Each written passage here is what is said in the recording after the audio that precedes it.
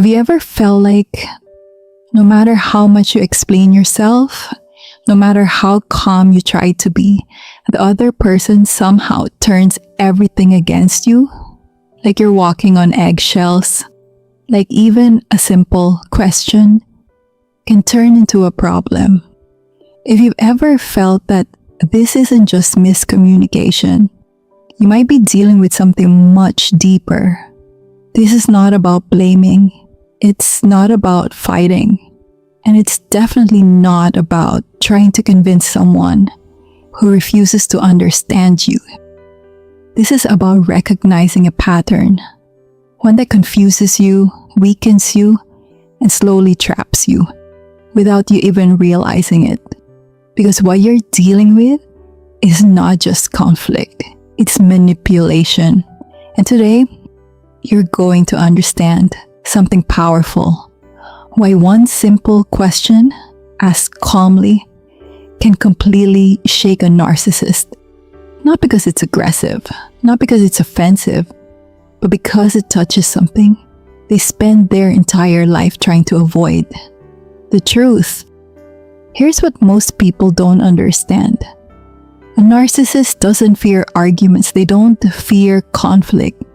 In fact, they often thrive in it because conflict gives them control. It gives them something to twist, something to dominate. But what they do fear is being seen. Not the version they show the world, but who they actually are. On the outside, a narcissist can look confident, charming, even impressive. But that's just the surface. Underneath that, there's a fragile structure, a false identity built over time, an image that has to look strong, perfect, superior, not because it's real, but because it has to be protected at all costs.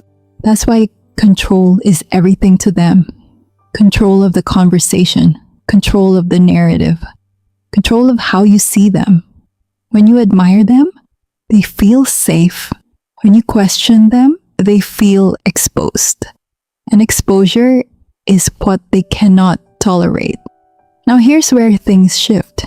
You don't need a long speech. You don't need to argue. You don't need to prove anything. Sometimes, one simple question is enough. Why does nothing ever seem to be your responsibility? Or, have you ever noticed you always need to be right? Simple, direct, calm. But the power is not in the question itself. It's in what the question represents. It breaks the illusion. It forces a moment of reflection they are not prepared for. And when that illusion is challenged, they don't respond with honesty. They respond with defense. You'll start to notice patterns. First, they attack. They flip the situation and make you the problem.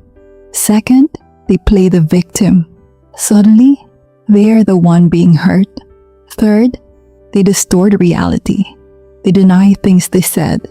They make you question your own memory.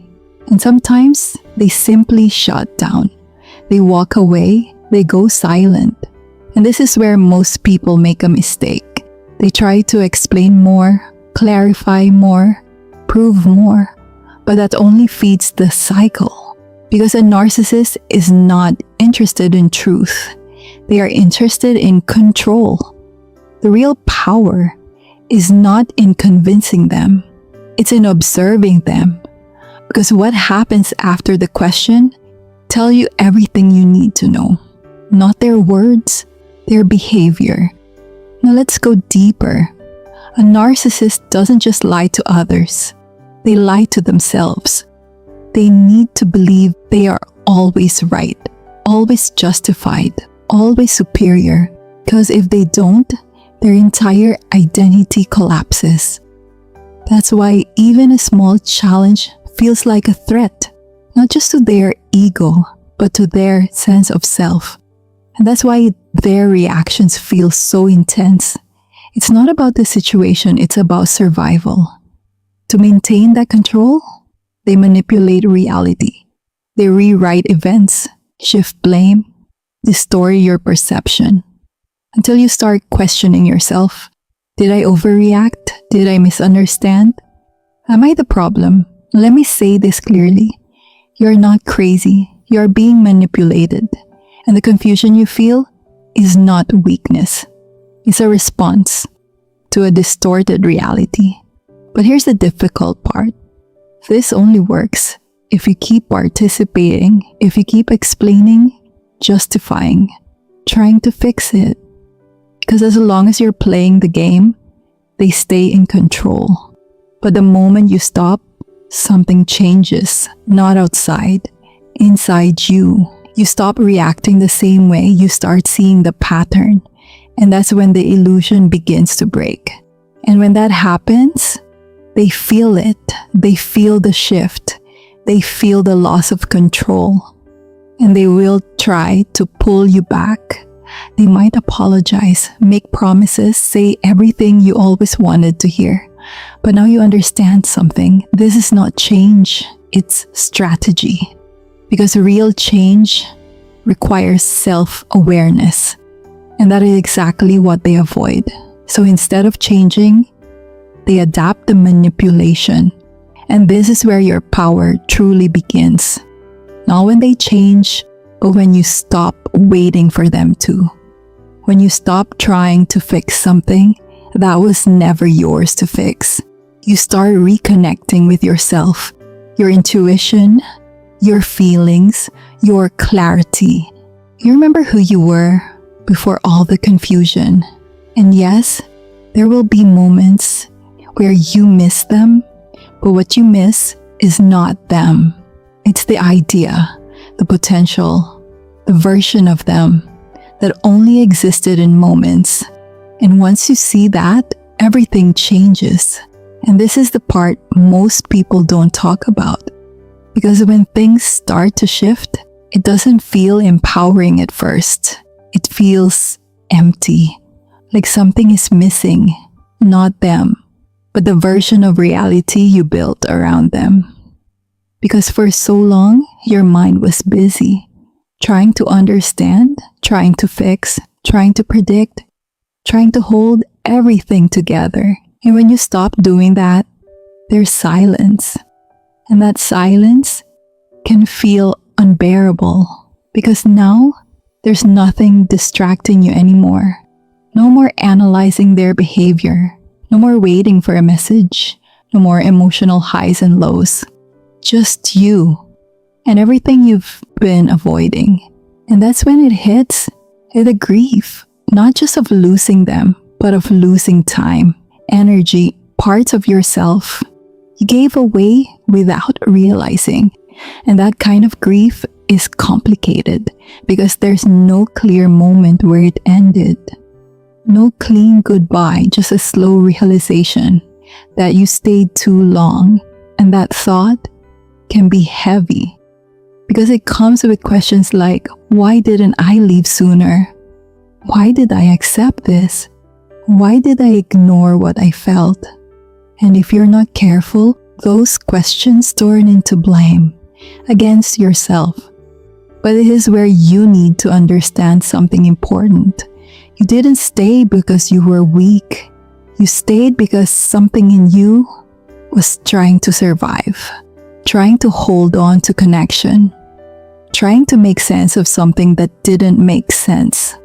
And when you've been in that state for so long, walking away doesn't just feel like a decision. It feels like losing stability.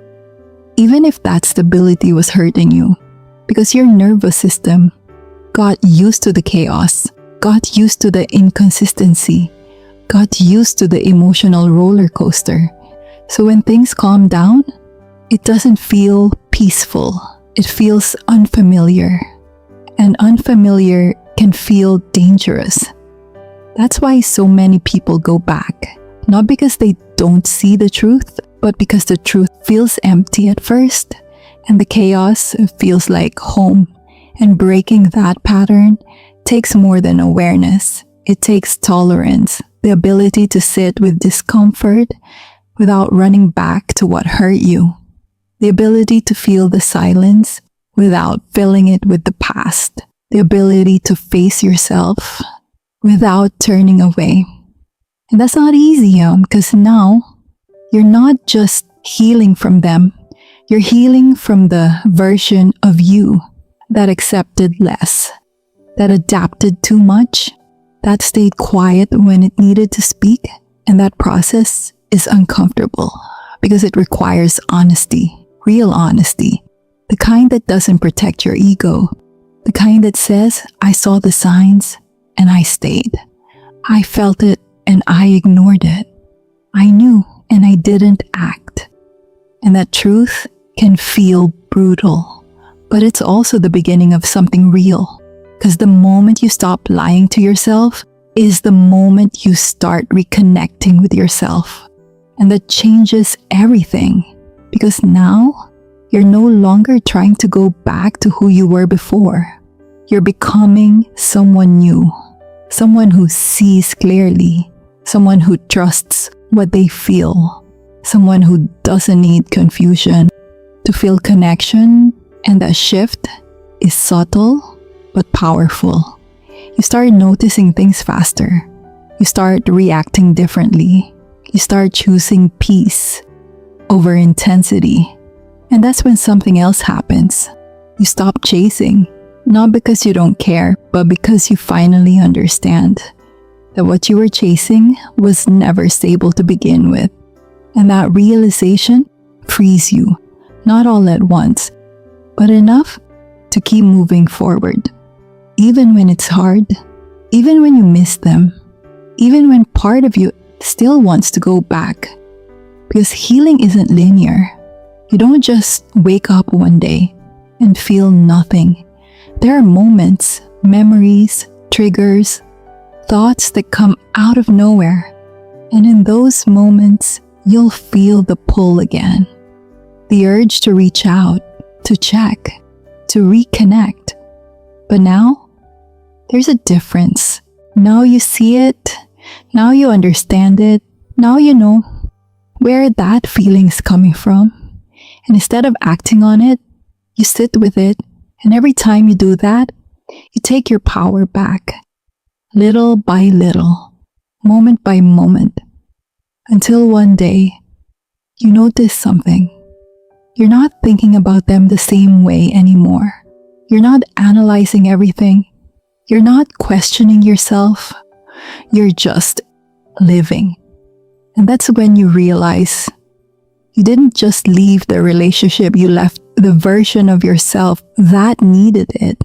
Because now you're not asking, why are they like this? You're asking, why was I accepting this? And that question is the one that sets you free. Because it brings the focus back to you. Your choices, your boundaries, your self-worth. Exposing a narcissist is not about confrontation. It's not about winning an argument. It's not about proving them wrong. It's about stepping out of the illusion and refusing to participate in it anymore. Because the truth doesn't need to shout. It just needs to be seen. And once you see it, you can't unsee it. If this resonated with you, comment below. What was the moment you realized something wasn't right?